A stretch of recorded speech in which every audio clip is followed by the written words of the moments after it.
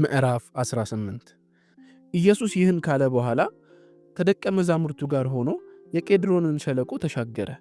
ማዶ ወደ ነበረውም የአትክልት ስፍራ ገቡ።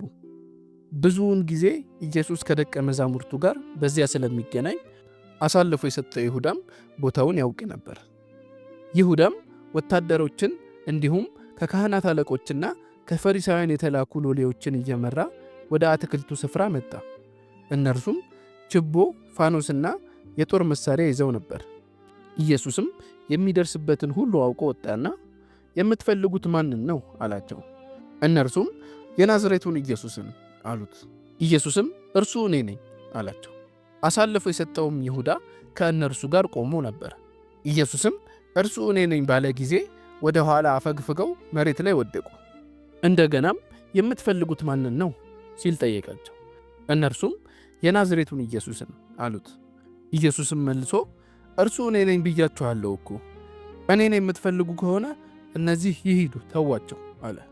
ይህ የሆነው ከሰጠኸኝ ከእነዚህ አንድም አልጠፋብኝም ብሎ የተናገረው ቃል እንዲፈጸም ነው። ሰይፍ ይዞ የነበረው ስምዖን ጴጥሮስም ሰይፉን መዘዘ። የሊቀ ካህናቱንም አገልጋይ መጥቶ ቀኝ ጆሮውን ቆረጠ። የአገልጋዩም ስም ማልኮስ ይባል ነበር። ኢየሱስም ጴጥሮስን ሰይፍህን ወደ ሰገባው መልስ፣ አብ የሰጠኝን ጽዋ አልጠጣምን አለው። ወታደሮቹም ከአዛዣቸውና ከአይሁድ ሎሌዎች ጋር በመሆን ኢየሱስን ያዙት። አስረውም በመጀመሪያ የቀያፋ አማት ወደ ነበረው ወደ ሐና አመጡት።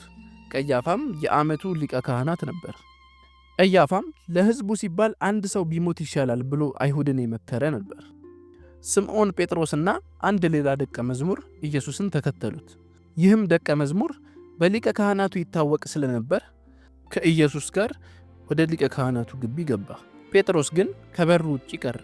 በሊቀ ካህናቱ የታወቀው ሌላው ደቀ መዝሙርም ተመለሰና በር ጠባቂዋን አነጋግሮ ጴጥሮስን ይዞት ገባ።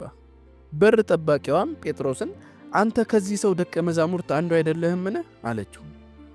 እርሱም አይደለሁም አለ። ብርድ ስለነበር አገልጋዮቹና ሎሌዎቹ ባያያዙት የከሰል ፍም ዙሪያ ለመሞቅ ቆመው ነበር። ጴጥሮስም ከእነርሱ ጋር ቆሞ እሳት ይሞቅ ነበር። በዚያን ጊዜ ሊቀ ካህናቱ ኢየሱስን ስለ ደቀ መዛሙርቱና ስለ ትምህርቱ ጠየቀው። ኢየሱስም እንዲህ ሲል መለሰለት፣ እኔ ለዓለም በግልጽ ተናግሬአለሁ። አይሁድ በተሰበሰቡበት ምኩራብ በቤተ መቅደስም ሁልጊዜ አስተምሬአለሁ። በስውር የተናገርኩት የለም። ለምን እኔን ትጠይቀኛለህ? የሰሙኝን ጠይቃቸው፣ እነሆ የተናገርኩትን እነርሱ ያውቃሉ።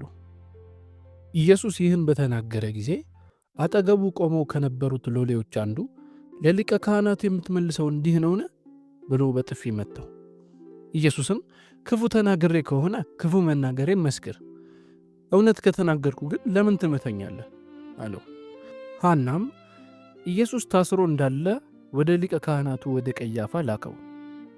ስምዖን ጴጥሮስም ቆሞ እሳት ሲሞቅ አንተ ከእርሱ ደቀ መዛሙርት አንዱ አይደለህምን አሉት። እርሱም አይደለሁም ሲል ካደ። ከሊቀ ካህናቱ አገልጋዮች አንዱ ጴጥሮስ ጆሮውን የቆረጠው ሰው ዘመድ በአትክልቱ ስፍራ አንተን ከእርሱ ጋር አላየሁህምን ሲል ጠየቀው። ጴጥሮስም እንደገና ካደ። ወዲያውም ዶሮ ጮኸ። አይሁድም ኢየሱስን ከቀያፋ ወደ ሮማዊው ገዢ ግቢ ይዘውት ሄዱ። ጊዜውም ማለዳ ነበር። አይሁድም ፋሲካን መብላት እንዲችሉ ላለመርከስ ወደ ገዢው ግቢ አልገቡ። ስለዚህ ጲላጦስ ወደ እነርሱ መጥቶ በዚህ ሰው ላይ የምታቀርቡት ክስ ምንድን ነው ብሎ ጠየቃቸው። እነርሱም ይህ ሰው ወንጀለኛ ባይሆን ኖሮ አንተ ፊት ባላቀረብነውም ነበር ብለው መለሱለት። ጲላጦስም እናንተ ራሳችሁ ወስዳችሁ በሕጋችሁ መሠረት ፍረዱበት አላቸው። አይሁድም እኛማ በማንም ላይ የሞት ፍርድ ለመፍረድ መብት የለንም አሉት። ይህ የሆነው በምን አይነት ሞት እንደሚሞት ለማመልከት ሲል ኢየሱስ የተናገረው ቃል እንዲፈጸም ነው። ጲላጦስም ወደ ግቢው ተመልሶ ኢየሱስን አስጠራና አንተ የአይሁድ ንጉሥ ነህን ብሎ ጠየቀው። ኢየሱስም ይህ ሐሳብ የራስህ ነው ወይስ ሌሎች ስለ እኔ የነገሩህ ሲል መለሰለት። ጲላጦስም መልሶ እኔ አይሁዳዊ ነኝን? ወደ እኔ የላኩህ የራስህ ወገኖችና የካህናት አለቆች ናቸው። ለመሆኑ ምን አድርገህ ነው አለው። ኢየሱስም የእኔ መንግሥት ከዚህ ዓለም አይደለም። ቢሆንማ ኖሮ አይሁድ እንዳይዙኝ ሎሌዎቼ በተከላከሉልኝ ነበር። አሁን ግን መንግሥቴ ከዚህ አይደለም አለው።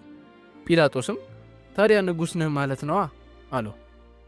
ኢየሱስም እኔ ንጉሥ እንደሆንኩ መናገርህ ትክክል ነው። የተወለድኩት ወደዚህም ዓለም የመጣሁት ስለ እውነት ለመመስከር ነው።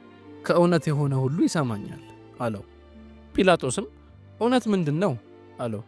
ይህን ከተናገረ በኋላም እንደገና ወደ አይሁድ ወጥቶ እንዲህ አላቸው፣ እኔ የሚያስከስስ በደል አላገኘሁበትም። ነገር ግን በፋሲካ አንድ እስረኛ እንድፈታላችሁ ልማድ አላችሁ። ስለዚህ የአይሁድን ንጉሥ እንድፈታላችሁ ትፈልጋላችሁን? እነርሱም እንደገና በመጮህ የለም እርሱን አይደለም በርባንም ፍታልን አሉ። በርባን ግን ወንበዴ ነበር።